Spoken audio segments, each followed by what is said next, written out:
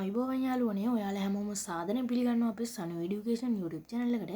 ඉතින් මම අදාරන් ඇවිල්ලා තියෙන්නේ විද්‍යාත්මක හේතු වීඩියෝ සීරීස් එකේ part 4 වීඩියෝ එක. එහෙනම් අපි කතා නැතුව යමු වීඩියෝ එකට. විද්‍යාත්මක කරුණු අංක 1 බියපත් වූ විට වෙවුලන්නේ ඇයි? බියපත් වූ විට ශරීරයෙන් තාපය පිටවි.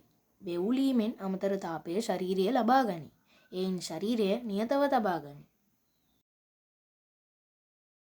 උණුසුම අධික ආහාර ගැනීමෙන් ඒවායේ නියම රස නොදැනේ. ආහාර පමණට වඩා උණුසුම් වී විට දිවෙහි රසාංකුර මදක් අක්‍රිය වේ. එමෙන්ම ඒවාට සම්බන්ධ ස්නායුද මදක් අක්‍රිය වේ. මේ නිසා ආහාරයක රස නියම වශයෙන් නොදැනේ. විද්‍යාත්මක කරුණු අංක 3 පුද්ගලයෙකුට ආහාර නොමැතිව දින ගණනක් ජීවත් විය හැකි වුවද ජලය නොමැතිව පැය කිහිපයකට වඩා ජීවත් විය නොහැකියි. මිනිසාගේ සියලුම ජීව ක්‍රියා සඳහා විශේෂයෙන් ආහාර ජීර්ණය බහිශ්‍රාවීය පරිවහන කටයුතු ආදිය සඳහා ජලය අත්‍යවශ්‍ය වේ.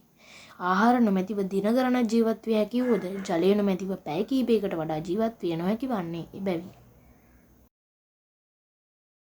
අලුත උපන් ලදරුවෙකුට දෙන මුල්ම මව්කිරි පෝෂණ ගුණයෙන් ඉතා ඉහළය.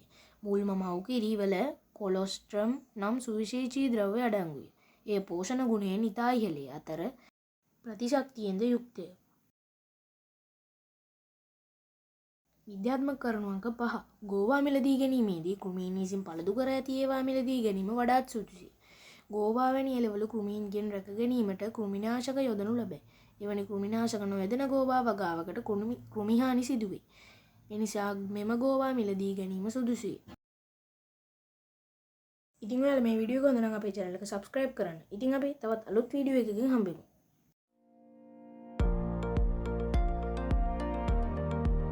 සනු එඩියුකේෂන් subscribe කරන්න.